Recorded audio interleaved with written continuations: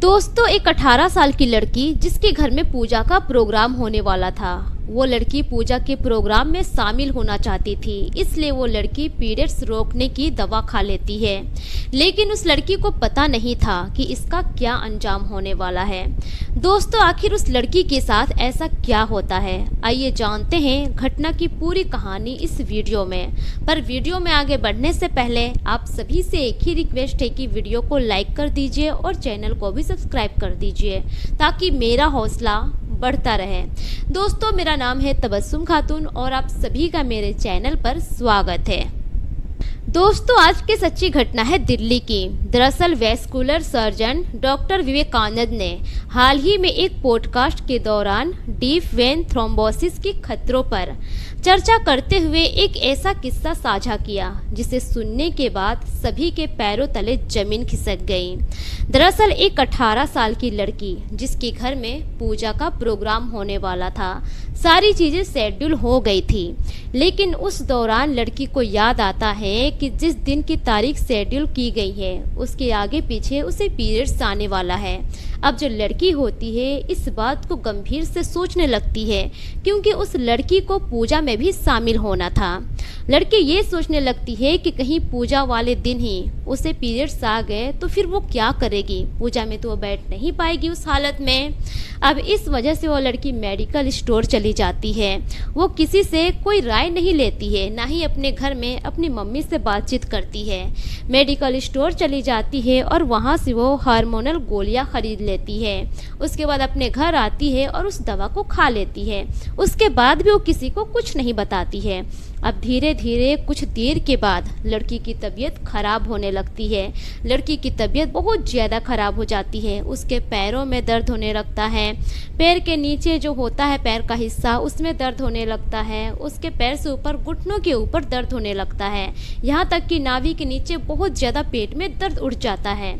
लड़की बहुत परेशान हो जाती है। अब जो लड़की होती है पहले तो अपने कुछ दोस्तों के साथ हॉस्पिटल जाती है। जब वो हॉस्पिटल जाती है तो वहाँ पर डॉक्टर वैस्कुलर सर्जन विवेकानंद से मिलती है और बताती है कि सर ऐसी ऐसी बात है, मेरे साथ ऐसा कुछ हो गया है, मैंने दवा खा ली थी। अब जो डॉक्टर साहब होते हैं उसकी बात सुनने के बाद हैरान हो जाते हैं।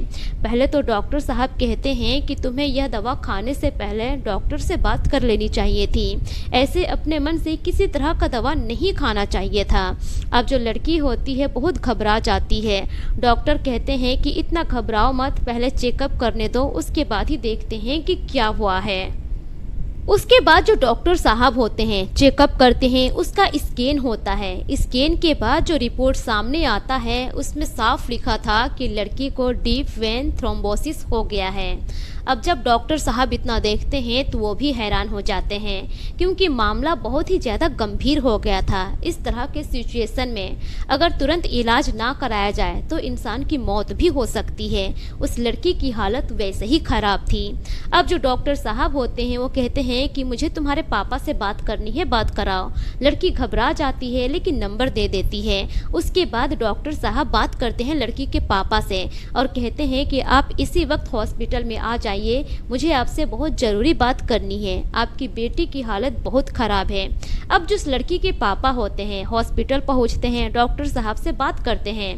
तब जाकर डॉक्टर साहब कहते हैं कि आपकी बेटी की तबीयत बहुत ज़्यादा ख़राब हो गई है, उसने इस तरह की दवा खाई है जिसकी वजह से आपकी बेटी को डीप वेन थ्रोम्बोसिस हो गया है। उसको तुरंत इसी वक्त एडमिट करना पड़ेगा।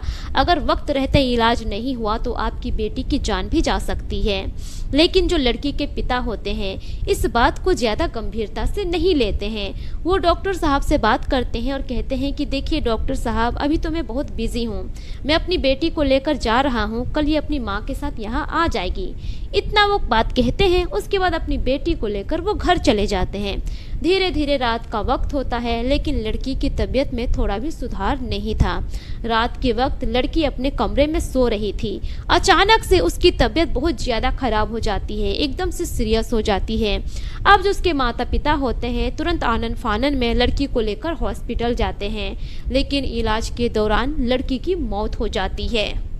उसके बाद जो डॉक्टर विवेकानंद जी होते हैं वो कहते हैं कि इस तरह के केसेस में अक्सर तुरंत इलाज की जरूरत होती है। ऐसा नहीं कि इंसान एकदम से मर ही जाता है, हो सकता था वो लड़की बच जाती। जिस तरह से मैंने उसके पिता को कहा कि हालत बहुत गंभीर है, इसको एडमिट करना पड़ेगा, लेकिन उसके पिता ने नहीं किया। अगर उसी वक्त एडमिट कर देते हैं, लड़की का ट्रीटमेंट चलता, तो हो सकता है कि लड़की बच जाती, लेकिन उसके पिता ने ऐसा नहीं किया।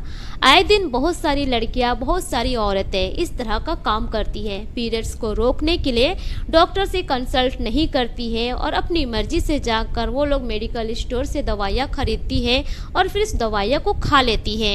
और दोस्तों, डॉक्टर विवेकानंद जी ने ये भी कहा कि किसी भी इंसान को बिना डॉक्टर के मशवरा से कोई भी दवा नहीं खानी चाहिए। इससे किसी भी तरह का नुकसान हो सकता है। हमेशा अगर आप किसी चीज़ का स्टैंड लेते हैं तो पहले डॉक्टर से मिलिए, बातचीत कीजिए, उसके बाद ही किसी तरह का फैसला लीजिए। दोस्तों, ये रही पूरी घटना आप लोगों के सामने। इस घटना पर आपकी क्या राय है? अपनी राय कमेंट सेक्शन में जरूर दीजिए। दोस्तों, इस घटना को सुनाने का मकसद किसी की भी भावनाओं को ठेस पहुंचाना नहीं है, बल्कि मेरा मकसद आप सभी को सतर्क करना है, जागरूक करना है, ताकि आप अपना और अपने परिवार का ख्याल रख सकें। मिलेंगे फिर एक नई वीडियो के साथ, तब तक के लिए शुक्रिया। जय हिंद।